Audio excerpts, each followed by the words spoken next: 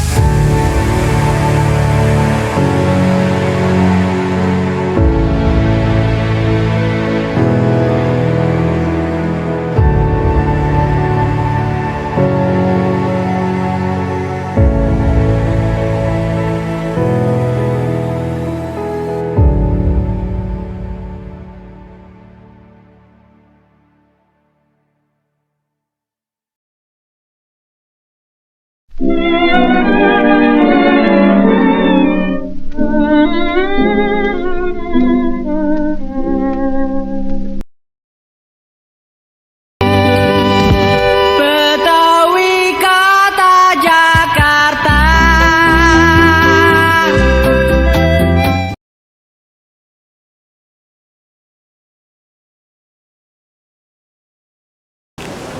Assalamualaikum Mbak B. Abdul Hair. Waalaikumsalam warahmatullahi wabarakatuh. Ya, terima kasih saya Hairil dari penerbit Padasan diterima datang ke rumah Mbak B di Taman Malaka Utara, Duren Sawit.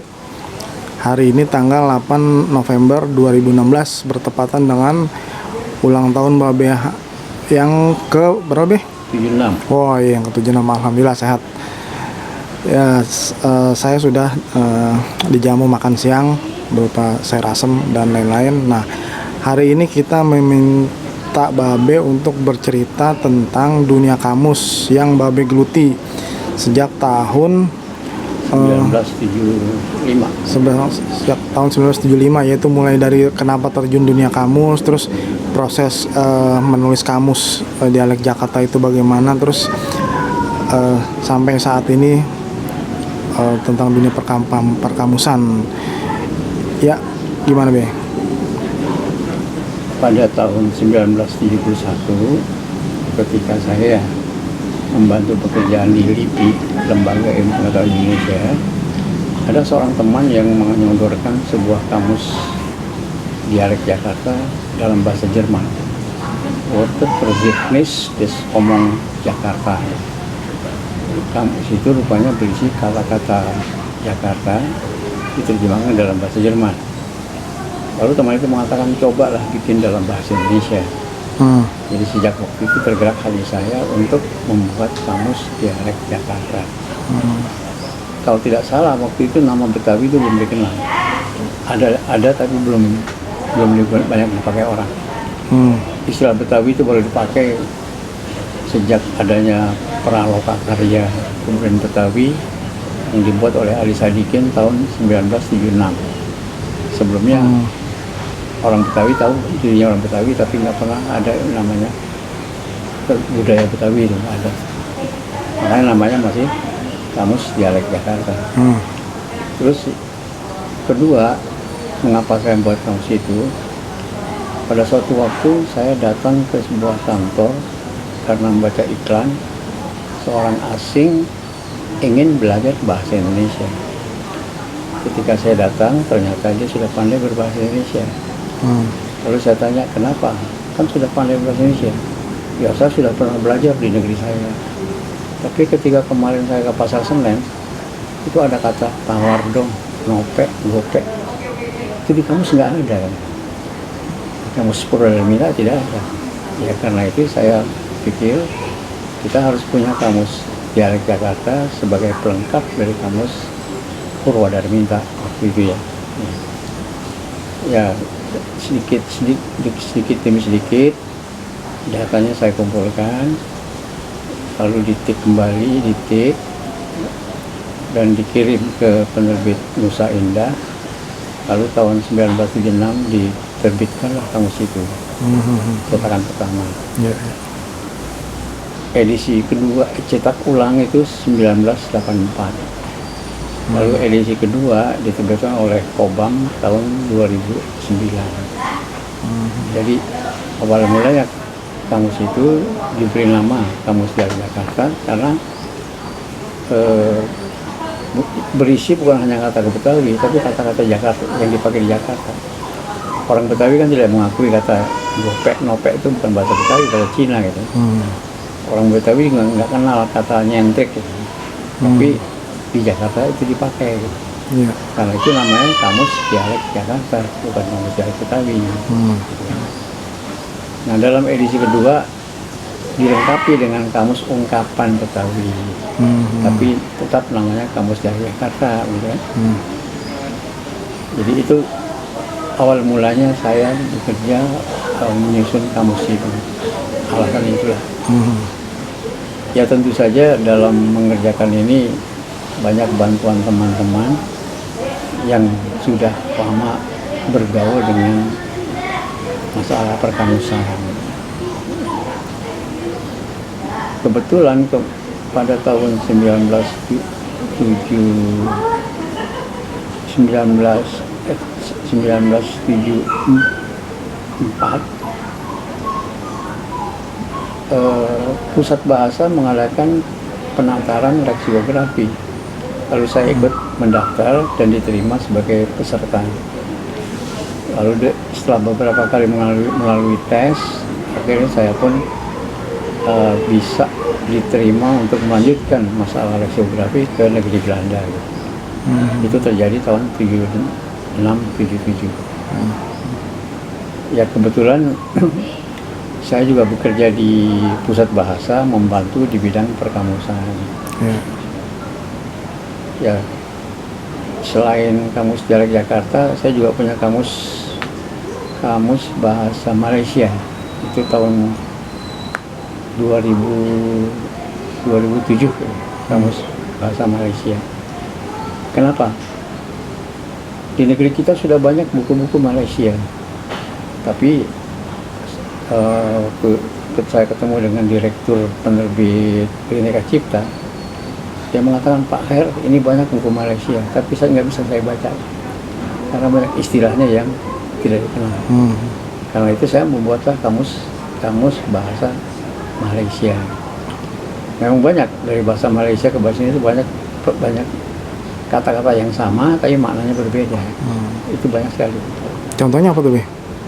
Kata-kata yang sama, misalnya banci. Banci di sini kan wadam.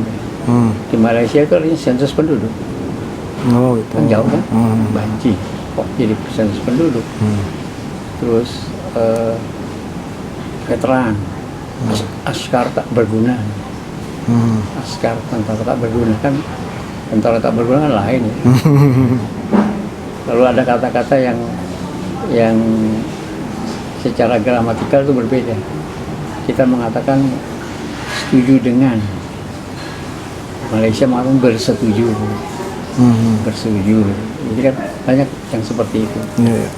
Jadi dengan demikian kamus buku bahasa dalam bahasa Malaysia bisa dibaca oleh kita. Iya. Ya itulah ceritanya mengenai perkamusan. Nah itu berarti terbitnya kan tahun 76, itu ngerjain kamusnya kira-kira sampai setahun atau 2 tahun? Yang mana? Yang Malaysia? pertama kali itu yang buku kamus Babe dia Kamus Dialek Jakarta? Itu sejak 1971, 72 itu sudah dikerjain. Oh gitu ya. Itu dulu 72, 73 gitu. Itu dulu Babe ngubek kampung mana aja tuh? Oh, muter seluruh Jakarta ini. Sampai ke Cibarusa, Gunung Putri, Kelapa Nunggal, Pondok Pinang, apalagi itu. Jadi waktu itu masih belum banyak rumah, belum banyak penduduk. Itu masih banyak penduduk asli ya. Iya. Banyak sekali misalnya kata-kata yang berupa ungkapan. Di Kelapa Nunggal misalnya saya masuk ke satu warung karena hujan, lalu ditawari mau minum kopi apa teh. Oh makanannya ini, cuma ini makanannya apa? Granat rebus. Granat rebus apa? Ubi rebus rupanya. Iya. Ubi yang direbus utuh-utuh. Ini yang ada granat rebus ya. Nah lantas apa namanya? Ya kalau zaman sekarang kan Beh kemana-mana kan cepet kan. Sepeda motor. Yang bikin lama kan macet. Nah zaman dulu dengan kondisi yang tahun segitu pakai sepeda motor tuh. Naik sepeda motor, pernah juga masuk ke kecebur ke sawah karena jalannya licin gitu. Itu di daerah mana Beh? Di Cibarusa. Oh Bekasi sana. Ya, jalannya belum diaspal, masih tanah merah gitu. Di Pasar Minggu saya juga pernah jatuh masuk got karena jalannya licin. Karena aspalnya belum rapi kan.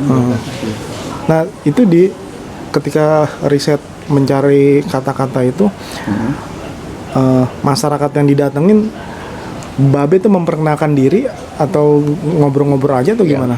Misalnya masuk warung kopi, minta kopi, ajak ngomong gitu kan. Kan dia mengeluarkan kata-kata kan. Iya. Nah itu saya rekam. Tapi alat perekam waktu itu belum canggih kan. Iya. Masih pakai corong gini kan. Tahu udah pakai corong dia nggak mau ngomong. Oh gitu. Jadi umpetin nih corong itu. Umpetin. Ya waktu itu tipnya masuk tas, corongnya diumpetin di sini gitu. Dicoba dikeluarin gitu, nggak mau ngomong, takut kan gitu. Oh takut ya. Itu karena apa mereka takut? Mereka menyangka Babe takutnya ya mungkin waktu itu kan zamannya Orde Baru ya, salah ngomong. Oh gitu. Berarti Babe waktu datang ke mereka itu tidak memperkenalkan diri. Oh saya lebihin kamus nih, nggak gitu nggak ya? Enggak. Ngobrol-ngobrol biasa aja gitu ya? Biasa aja, masuk ke warung minum kopi atau apa gitu. Kalau secara formal ngomong datang ke Pak RT minta izin ya enggak. Enggak gitu ya. Nah itu ya menurut masih jarang sekali.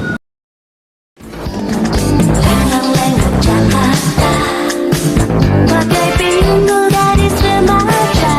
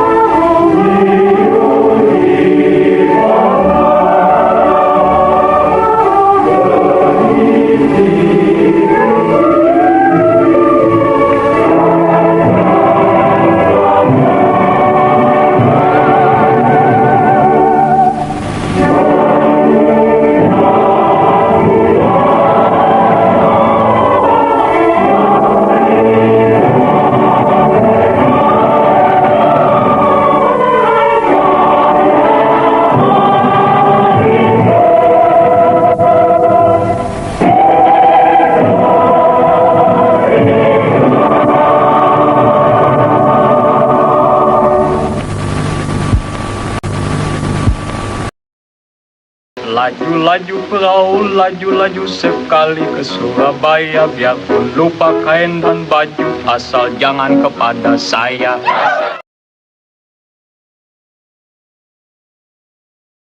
Saya punya ini nih, kemarin buka arsip. Nih, ini peta sejarah daerah khusus ibu kota, ya. Entah dapat dari mana dulu ya.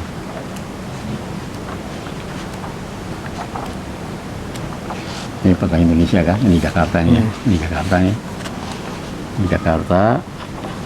Terus, nah ini zamannya Jayakarta ini. Ini kota Jakarta cuma sekian. Ini Kali Ciliwung, ya. Istana Jayakarta, ini benteng Belanda, ya. Cuma ini aja. Jadi tahun 1618, setelah direbut oleh Belanda, jadi begini. Belanda rebut. Ya kemudian oleh lebih lanjut menjadi lebih rumit ini ya. Ini kan banyak nih. Ini yang sudah lebih lanjut. Jadi perkembangan kotanya begini.